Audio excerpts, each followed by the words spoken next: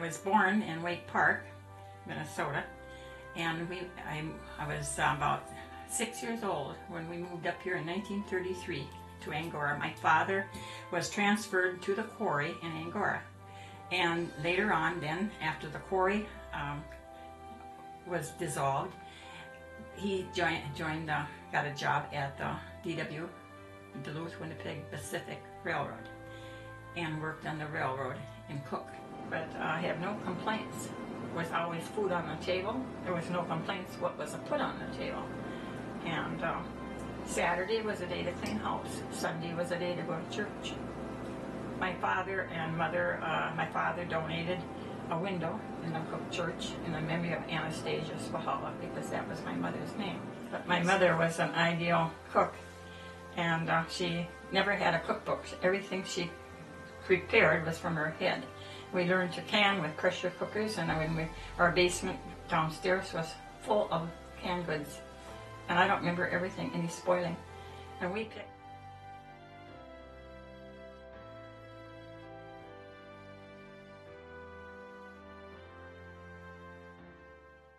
Well, Roy got back from the service in, I'm trying to think, it was 45. He was 4 years in the service. And he got shrapnel, of course, in his right arm. And he was a radio operator. And he said that sometimes he spent more time on ship than land. And of course he fought the Japanese, is what he did. And so, and then he had his radio up to his ear when the shell explosion hit the Jeep, and it blew the radio off of his ear. And it got into his, it must have had it in his right arm, because he got shrapnel in his right arm. And of course, he told me many times that he would give the morphine to the person next to him, you know, and so he had to suffer till he got back to Hawaii before they would clean this arm out. And now I know what nerves can be, you know, how he must have suffered. So he had to train his other hand to do his telegrapher work when he came back. Roy got the Purple Heart when he got shrapnel in his right arm. And he has a lot of medals. Roy's picture is in this book of the 27th Infantry Division.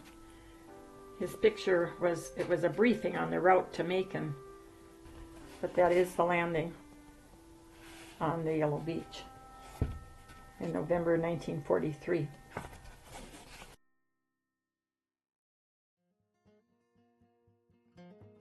My husband came back from the war, and he went to Clara Willman, and our storekeeper, and he asked for a place to room and board.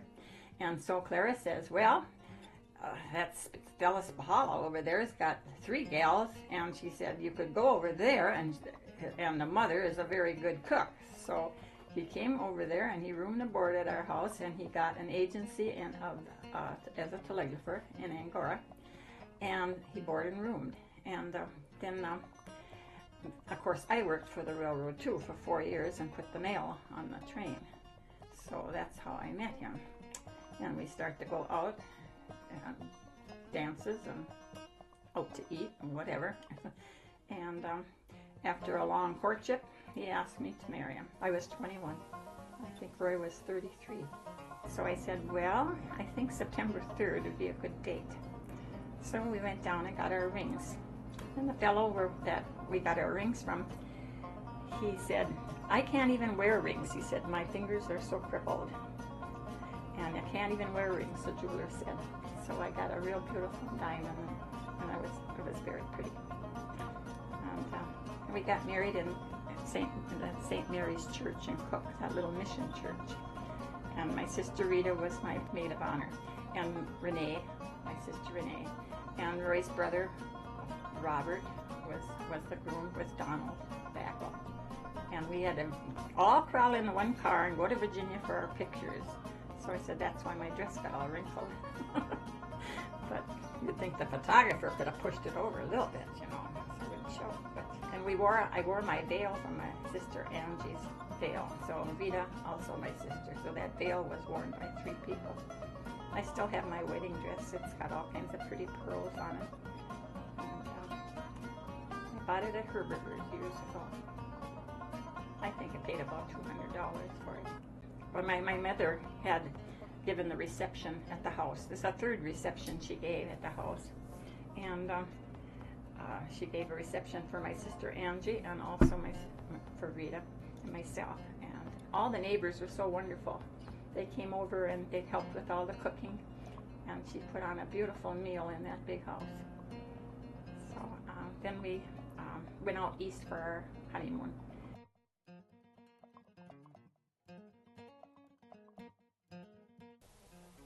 And as far as dancing is concerned, there wasn't a Saturday night that we didn't go and dance. And had a lot of fun. It was the Nickelodeon, of course, to dance to. And a lot of jitterbug. The music was mostly Goodnight Irene and Rita married Lloyd, of course. And we had a lot of good times with the four of us going out. And of course my sister had the last dance, the schottische, with my husband because his right leg was giving him problems. I always tell that to my sister, you had the last dance with my husband. So, but we had a lot of good times at the dam in Orr, because they had the Nickelodeon there, and it was run by the Radels. They were a nice couple.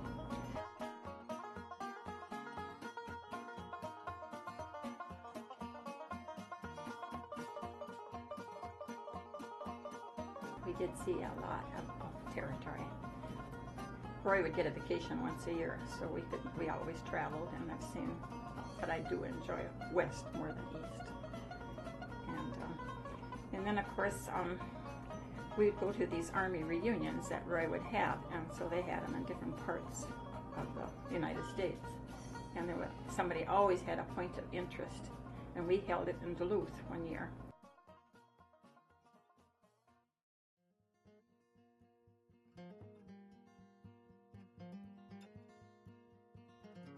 We would get some college kids coming into our depot to take over, and of course that was the time when the telegraphing was going out and they had to use the telephones, and they'd make paper maches in the sinks, and it was up to me to keep the depots immaculate. That's why we lived there. We had beautiful quarters.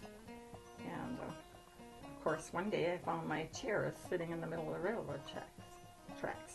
So, but that's the way it goes. But anyway, Roy had to show them how to hoop up an order for a train, And of course, they didn't know the key. They didn't know the key. They just go by the telephone, But there wasn't any accidents, thank goodness. So Roy had retired with no accidents, and his plaque says 37 years because he was working before he went into service, and then when he came out of service, then he got an agency. He said, we used to tamp those ties. I'm going to go for an education. So he went to Valparaiso, Indiana to learn the code. And of course, when you got in the service, you had to learn a different code. So you can imagine coming back from the service and go back to the old code. I said he was a very brilliant person.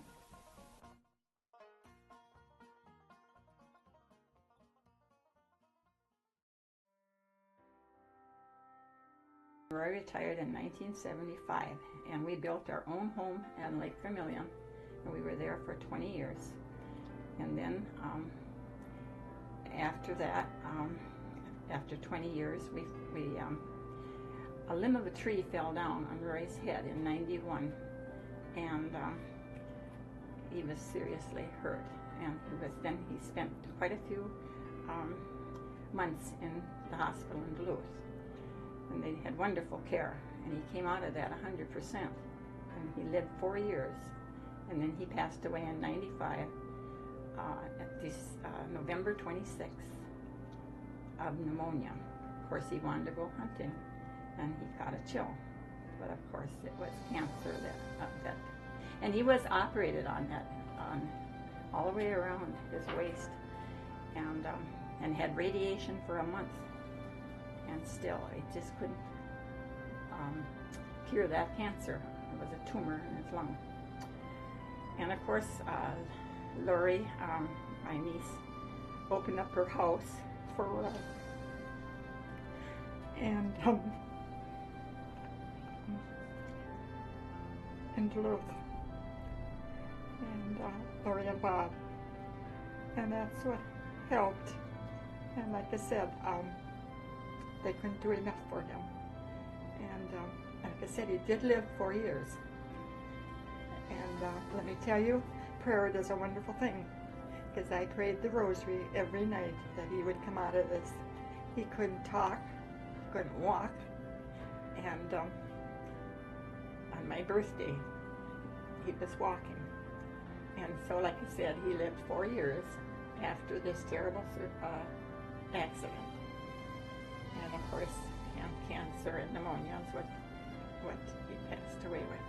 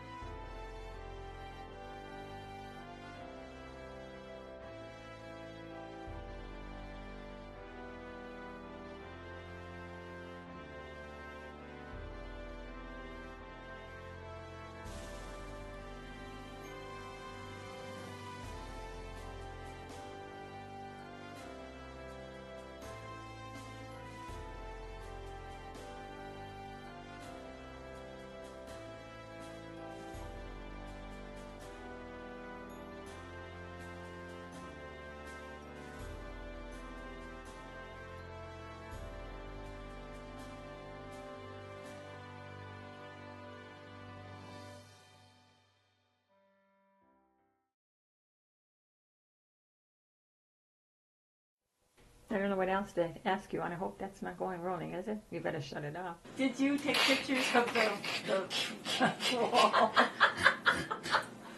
Seriously. Shut that off. Did you shut that off? No? Yeah, you don't want to talk about this? No, just a minute. Shut it off. I'm going to wipe my nose. Oh. Oh, for God's sakes. Is that going to be on there too?